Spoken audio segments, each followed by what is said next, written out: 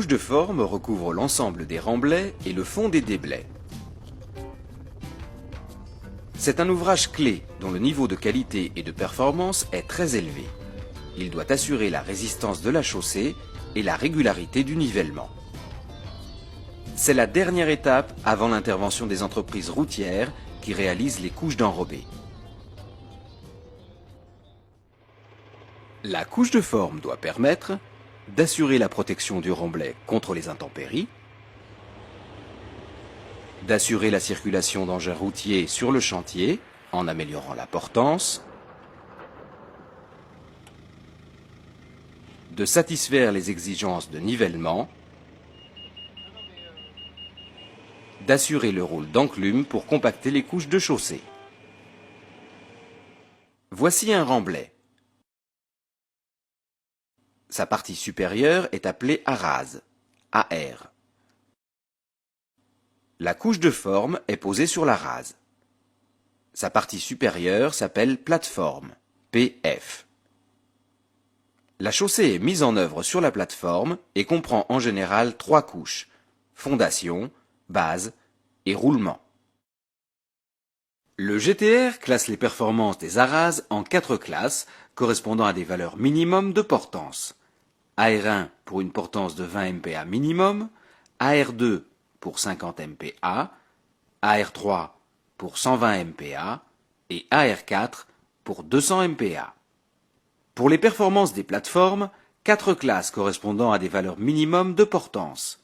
PF1 pour 20 MPa, PF2 pour 50 MPa, PF3 pour 120 MPa et PF4 pour 200 MPa. Les classes d'arase et de plateforme sont précisées dans le marché. Elles vont conditionner les performances de la couche de forme. La couche de forme doit supporter les efforts imposés par le trafic routier et les répartir sur la surface de la rase. Si la dernière couche du remblai, symbolisée ici par un matelas, est faible, la couche de forme, symbolisée ici par une planche, se déforme jusqu'à la rupture. Si cette déformation n'est pas corrigée, des fissures remontent depuis la couche de forme et entraînent la destruction de la chaussée. Le terrassier dispose de 3 améliorations potentielles pour éviter impérativement cette déformation.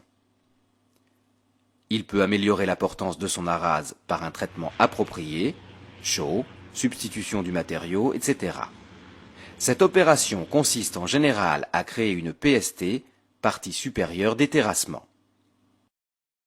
Il peut augmenter l'épaisseur de la couche de forme. Il peut améliorer la résistance de la couche de forme en y incorporant un liant hydraulique, par exemple du ciment.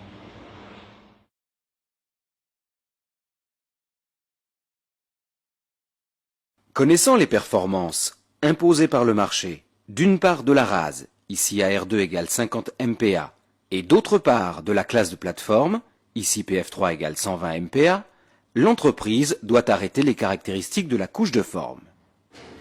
En fonction du matériau disponible, ici du A1 et du A2, l'entreprise s'appuie sur le GTR pour connaître ses conditions de mise en œuvre et les liants éventuels à y incorporer.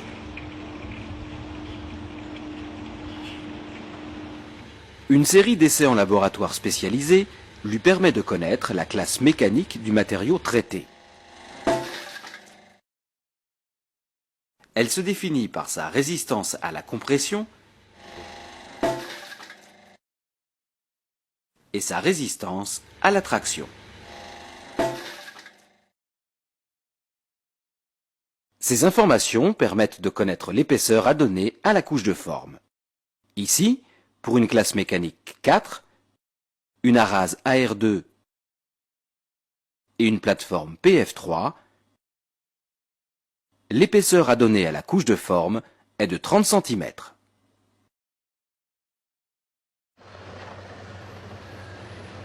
Il existe 2 familles de couches de forme. Les couches de forme en matériaux non traités, généralement les graves, Les couches de forme en matériaux traités, généralement des sols fins. Le traitement peut être réalisé en place ou en centrale.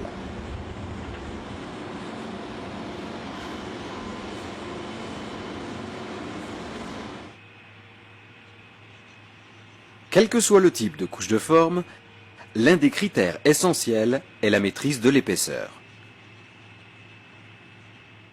Elle dépend du niveau de la rase et de celui de la plateforme. Ici, l'épaisseur est de 40 cm. Le client impose le respect d'une tolérance altimétrique pour la rase et pour la plateforme. Ici, plus ou moins 3 cm pour la rase et plus ou moins 2 cm pour la plateforme. Si la rase se situe en partie haute de la tolérance et la plateforme en partie basse, l'épaisseur de la couche de forme, ici 35 cm, est réduite au minimum de sa résistance.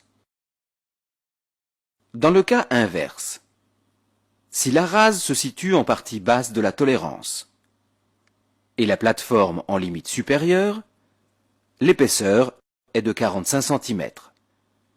L'entreprise est pénalisée par la mise en œuvre de matériaux supplémentaires. La réception altimétrique de la rase est assurée par le géomètre. Le laboratoire contrôle les portances. La conformité de la rase étant établie, le maître d'œuvre peut lever le point d'arrêt et permettre la réalisation de la couche de forme.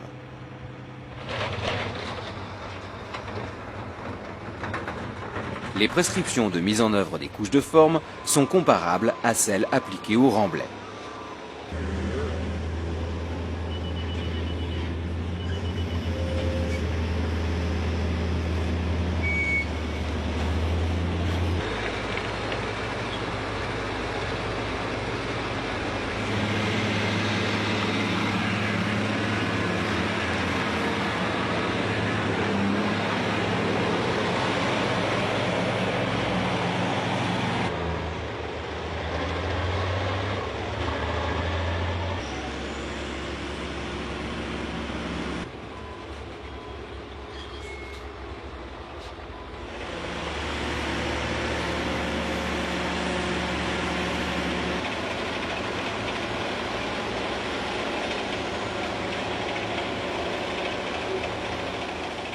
Néanmoins, des précautions supplémentaires sont à prendre.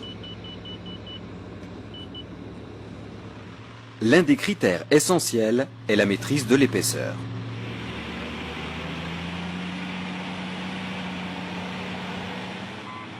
Voici le niveau du matériau foisonné après régalage.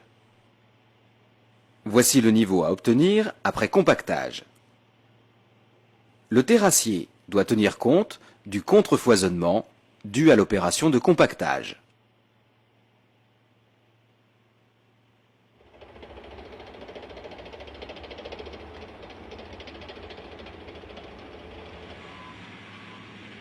Voici le niveau après compactage et le niveau théorique de la plateforme. Le terrassier prévoit une surépaisseur qui permet le réglage à la raboteuse pour atteindre la cote définitive.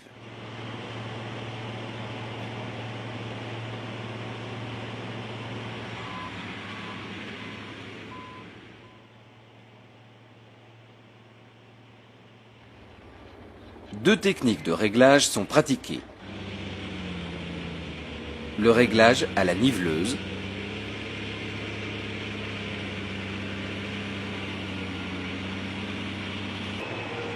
le réglage à la raboteuse, plus précis et garantissant de meilleurs rendements. Une raboteuse comprend un tambour, équipé de dents au carbure de tungstène, qui mord dans la surépaisseur compactée.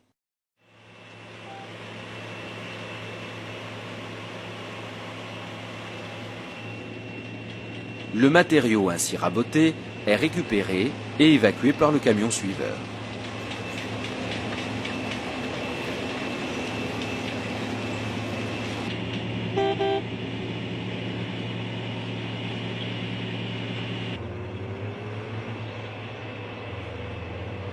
Le tambour est asservi à un système de vérin hydraulique pour maîtriser la hauteur de coupe.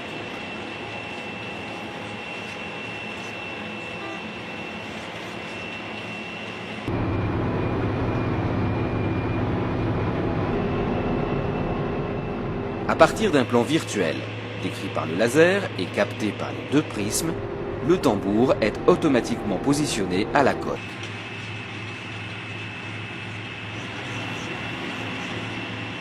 D'autres techniques sont possibles, telles que le fil, le GPS ou le théodomite automatique APS. Après réglage, la couche de forme est réceptionnée en nivellement et portance. Après réception, la plateforme est protégée par un enduit bitumineux gravillonné. Celui-ci isole la couche de forme des intempéries et permet le trafic du chantier. Le maître d'œuvre fait passer l'APL pour vérifier la qualité de l'uni de surface et valider la conformité de la couche de forme. À ce stade, le terrassier peut passer le relais à l'entreprise routière et se consacre à ses finitions de fin de chantier.